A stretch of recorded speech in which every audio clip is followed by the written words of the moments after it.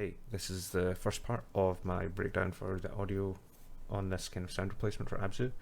Basically just a chance to get back into some sound design, try some new things basically, something a bit more subtle.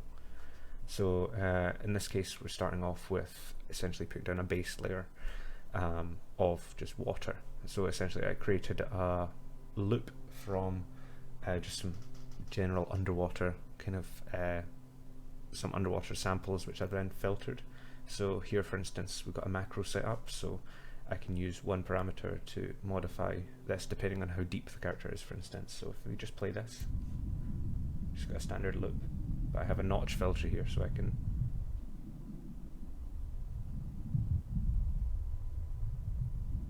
modulate that depending on how deep the character goes, and that's all going to be automated along this timeline here. But the places that I've actually done a lot more heavy automation for now, places like these kind of manta wubs as the manta goes by. Like if we go here, you can see I have these two filters set up here, and essentially as it goes by these are all modulated. So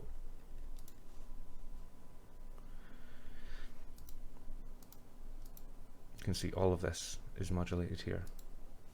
So as we go by, you get that nice effect here.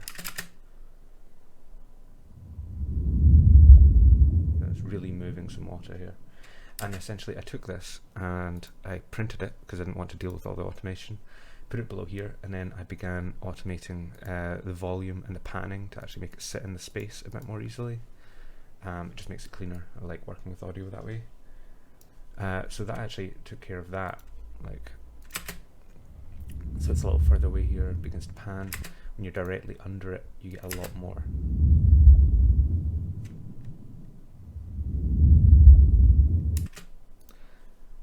Now, further up here, for going through the fish, there's a few different parts here. So at the moment, normally it's just this sound of like paddling through, and there's a few different layers to this.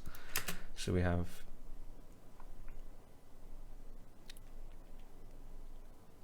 a basic layer that I can't seem to hear for some reason.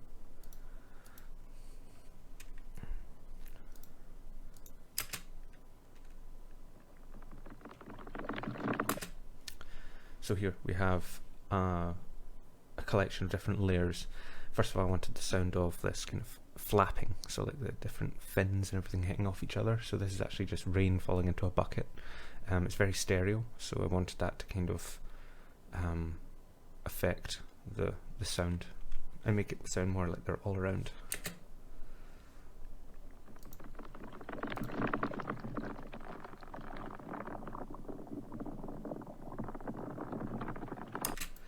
And all this is pan, volume. Down here we have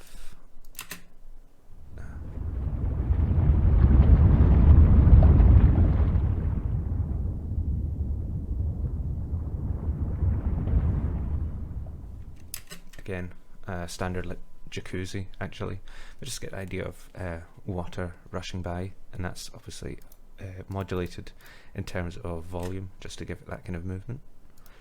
Down here we have a small water, so this is actually very high end for when the fish are very close, so this is a bit lower down in the mix, again being modulated in terms of volume.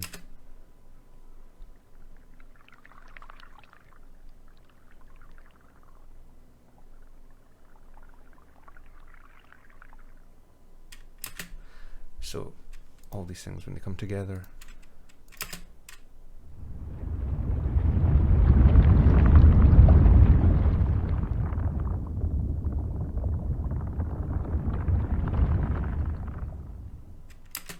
just kind of swells together a bit more naturally.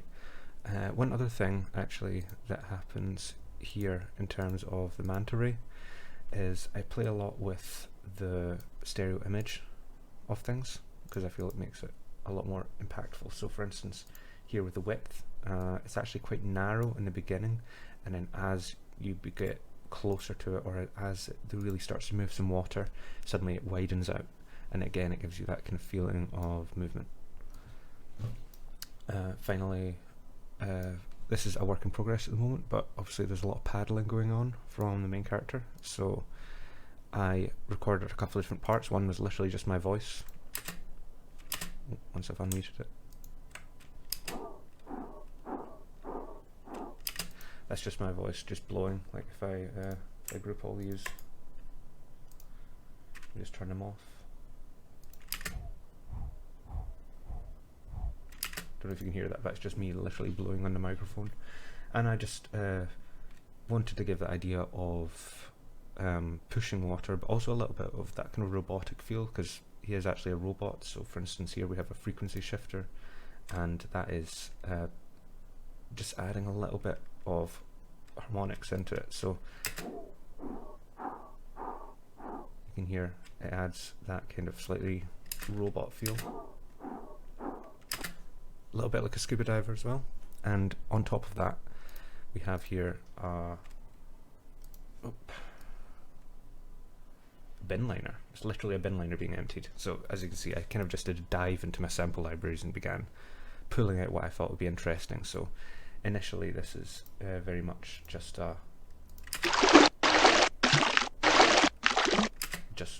water being poured out of a bag cut up differently.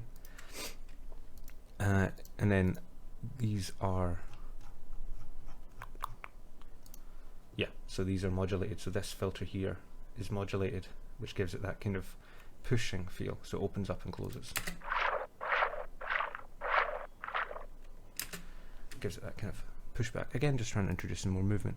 And that takes place at a paddling layer. So when you play them all together,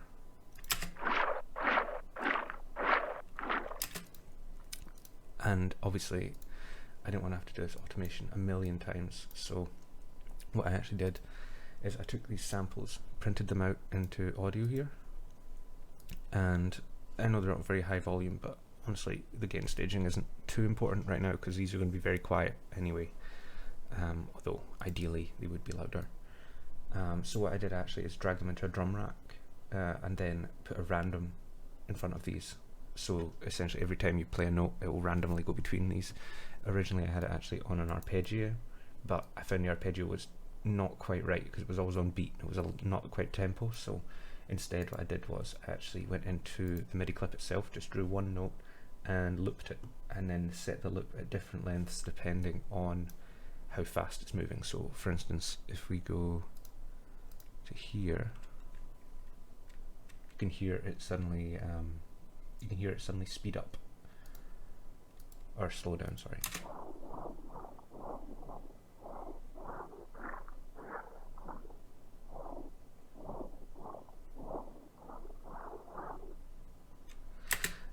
So it just gives it a bit more of a natural feel. There's still some work to be doing this, like tweaking the width of it and everything, because at the moment it's highly stereo. Again, it's pitched down a little bit. This pitch here is also being modulated, so as it goes faster or goes upwards you get more of these kind of high frequencies, and then it cuts off. But yeah, so for now that's where I'm at. I'll be continuing, and I'll show you more later. See ya.